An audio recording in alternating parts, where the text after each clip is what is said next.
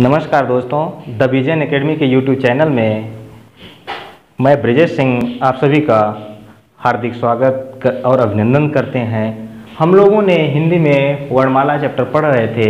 वर्णमाला में स्वर तक हम लोग कंप्लीट कर लिए थे। अब हम लोग आज व्यंजन पर थोड़ा चर्चा करते हैं। देखते हैं व्यंजन किसे कहते हैं। व्यंजन देखिए, थोड़ा सा एक समझने के लिए है। मैं व्यंजन को तोड़ा हूं, विच्छेदित किया हूं, तो एक आया बी और दूसरा शब्द आया जन, बी जन। तो हम बी का मतलब क्या अर्थ निकालते हैं? बिना। और जन माने लोग अर्थात दूसरा, दूसरे। जन माने लोग या दूसरे, जो किसके? दूसरे के सहारे न चलें, जो दूसरे के सहारे चले, जो दूसरे के सहारे चले, खुद से चलने में समर्थ न हो, उन्हीं को हम क्या कहते हैं? व्यंजन। समझ में आया कि बी धन जन अर्थात बी माने बिना, जन माने दूसरे, अर्थात जो दूसरे के सहारे चले, उन्हीं को हम कहते हैं क्या? व्यंजन। और स्वर क्या होते हैं? स्वतंत्र इति स्वरा अर्थात जो खुद से सक्षम हो चलने में। और बाकायदा हमने घर बना के समझाया था आप लोगों को।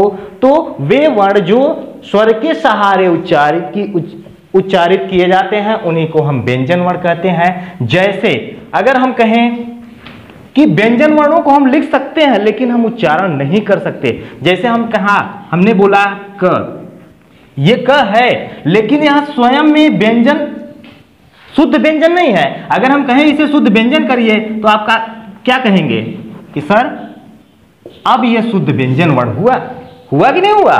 भैया, जो यहां पर क्या होता है कि हलंतम, जो सभी व्यंजन वर्ण हलंतम होते हैं। सभी व्यंजन वर्ण क्या होते हैं? हलंतम होते हैं। और जो हलंतम होता है उसका हम उच्चारण नहीं कर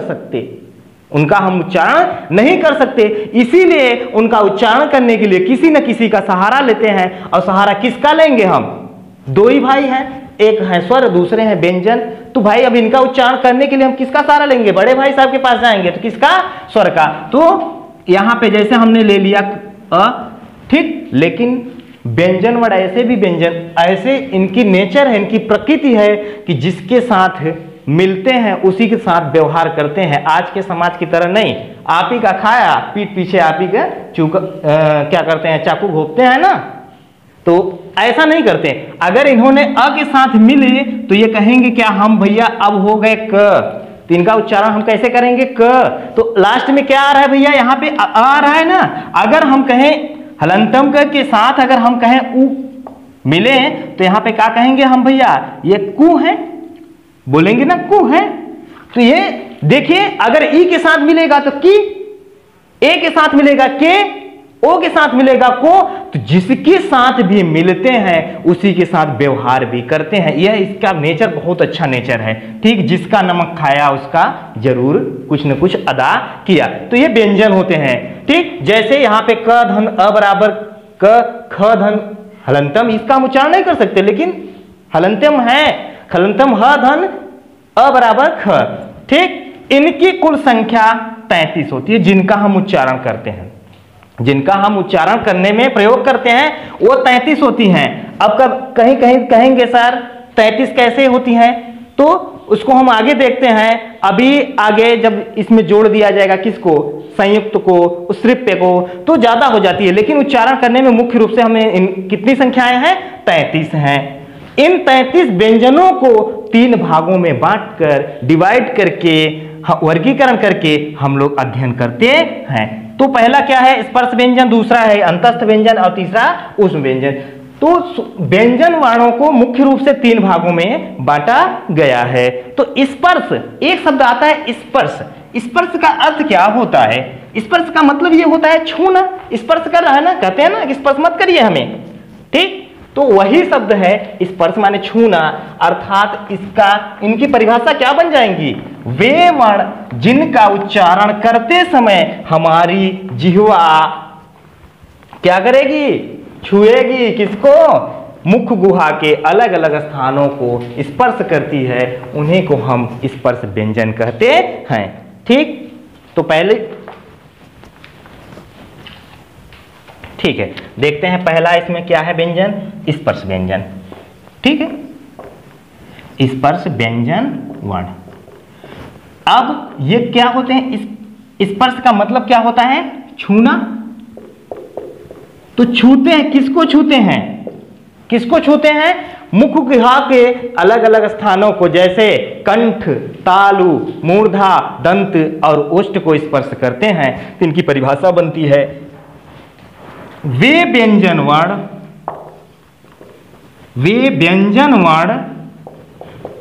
जिनका उच्चारण करते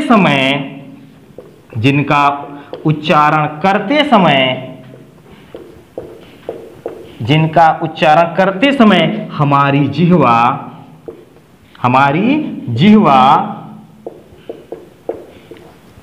मुख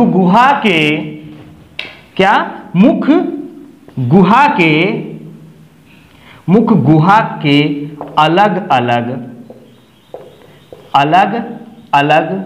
स्थानों को स्पर्श करती है। स्थान कौन कौन होंगे, कंठ, तालु, मूर्धा, दंत और ओष्ठ, ये अलग अलग स्थान होंगे। तो इन अलग अलग स्थानों को क्या करती है, स्पर्श करती है, अर्थात छूती है या अर्थात स्पर्श करती है। ठीक, इनकी संख्या पूछ लेता है, टेट में पूछ चुका है, स्पर्श व्यंजनों की संख्या कितनी है, इनकी संख्या कितनी है भैया, इनकी संख्या है कितनी, 25, इनकी संख्या है 25। ठीक, ये यूपी टेट में क्वेश्चन पूछ चुका है, इनकी संख्या कितनी है।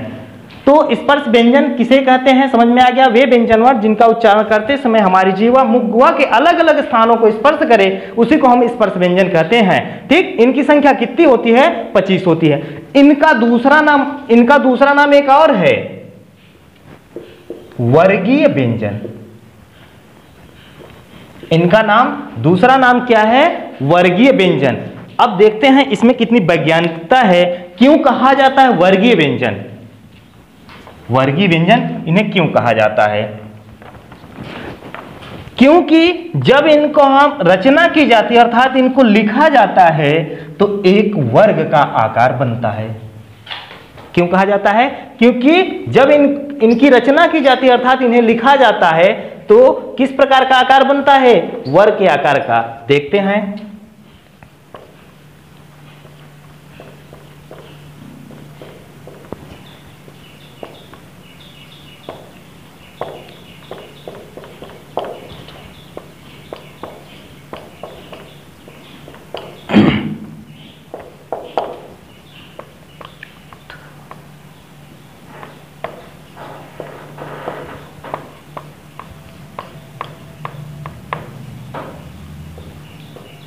ठीक, अब देखिए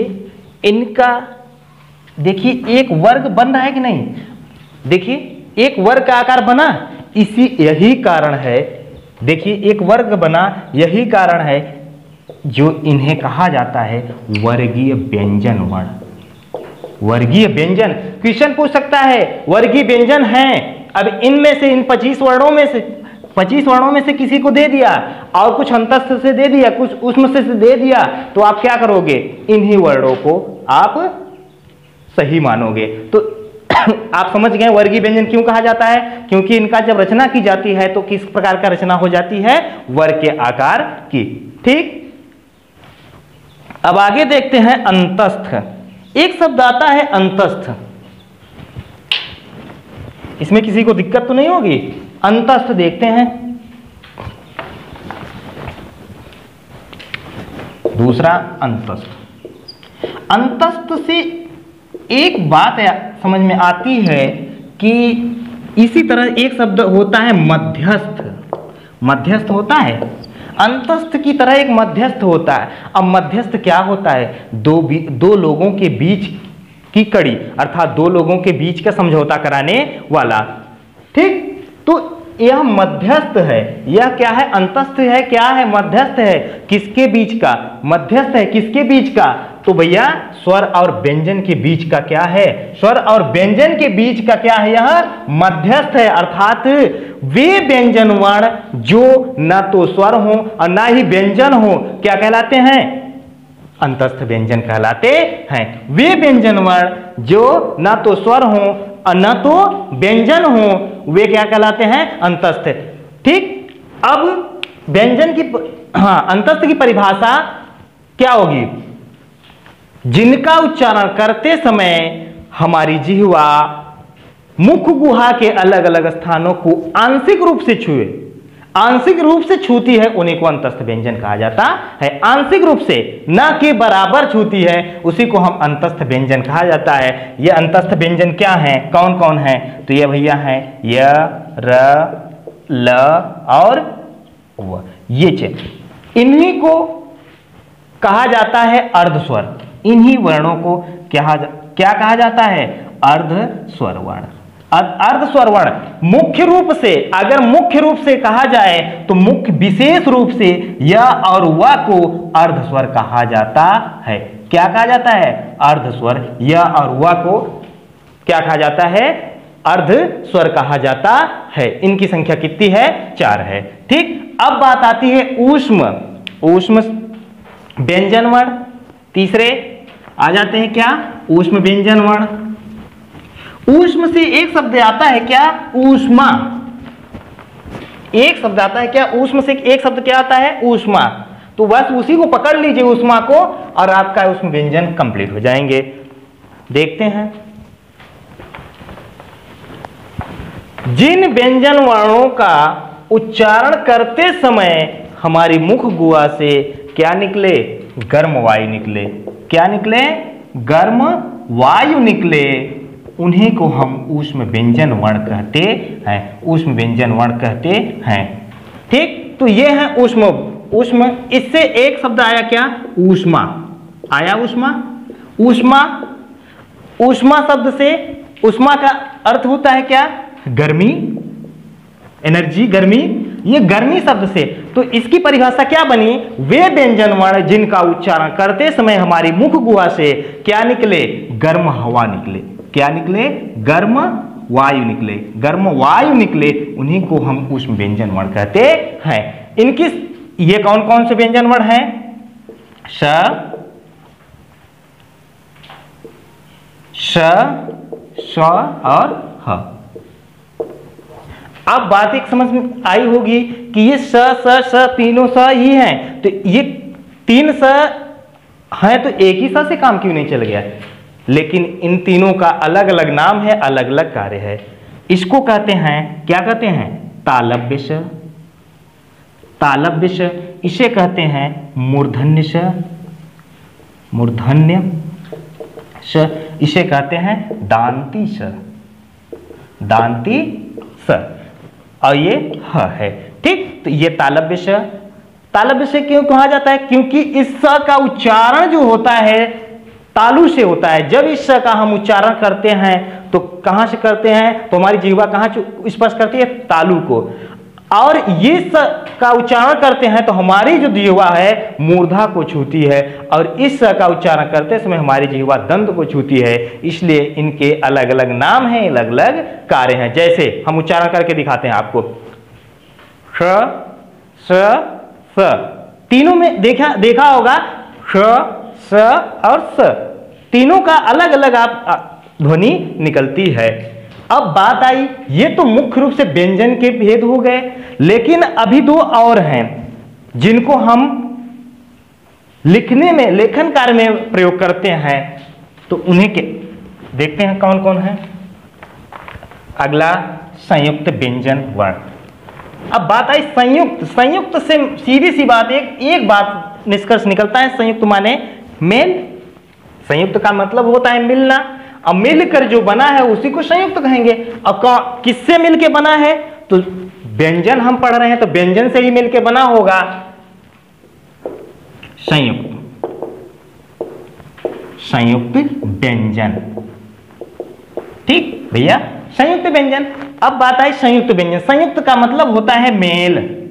मेल होता है, जो मिलकर बना हो। अब व्यंजन तो व्यंजन किससे मिलकर बना हो? व्यंजन। जैसे अगर हम कहें हलंतम का मूर्धन्य श, तो क्या बन जाएगा? छ बनेगा कि नहीं बनेगा? छ बनेगा। हलंतम स धन मूर्धन्य स। लेकिन विशेष रूप से ध्यान देना है कि जो पहला व्यंजन वर्ण होगा वो हलंत होगा, और दूसरा वर्ण हलंत नहीं होगा।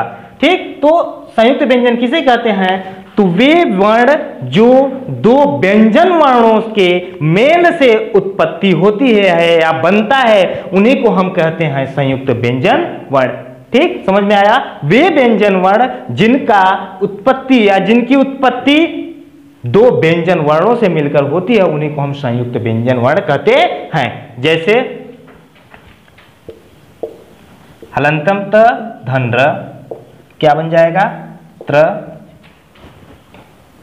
और हलंतम ज प्लस ञ, क्या बन जाएगा? ज्ञ। और हलंतम स धन र, तो क्या बन जाएगा? स्र। ठीक, ये चार वर्ण आपके संयुक्त व्यंजन हैं। अगला संयुक्त व्यंजन कंप्लीट होता है, फिर आगे देखते हैं। तो एक और आता है, आपको देखा होगा आप लोगों ने, क्या? द्विगुण व्यंजन। नाम सुना होगा द्विगुण व्यंजन, उसी को उक्षिप्त व्यंजन कहा जाता है। ठीक, तो उक्षिप्त व्यंजन जो है उनका शुद्ध नाम होता है उश्रिप्य व्यंजन। क्या कहा जाता है? उश्रिप्य व्यंजन। जैसे होता क्या है कि नाम बिगाड़ने में लोग बहुत माहिर होते हैं। अगर हमें बोलने में असुविधा हो रही है तो क्या करते हैं? उसे सीधे कर देते हैं। ठीक, जैसे मास्टर साहब हैं तो कहते नहीं मार्ट साहब हैं, तो वही बात है। तो उक्षिप्त व्यंजन, इन्हीं का दूसरा नाम द्विगुण व्यंजन। द्विगुण व्यंजन, इसका शुद्ध नाम क्या है? उश्रिप्य। उश्रिप्य, उश्रिप्य व्यंजन। ठीक, उश्रिप्य व्यंजन वर्ण, ये है उश्रिप्य व्यंजन वर्ण। तो इन्हीं को उश्रिप्य, जो ये उश्रिप्य है, इसी को तोड़ के क्या बना दिया यहां पर? उक्षिप्त। उश्रिप्य बोलने में समस्या हो रही थी, इसीलिए उसे उश्रिप्य को बना दिया उक्षिप्त, और इसी का दूसरा नाम है द्विगुण। ये दो वर्ण ऐसे हैं,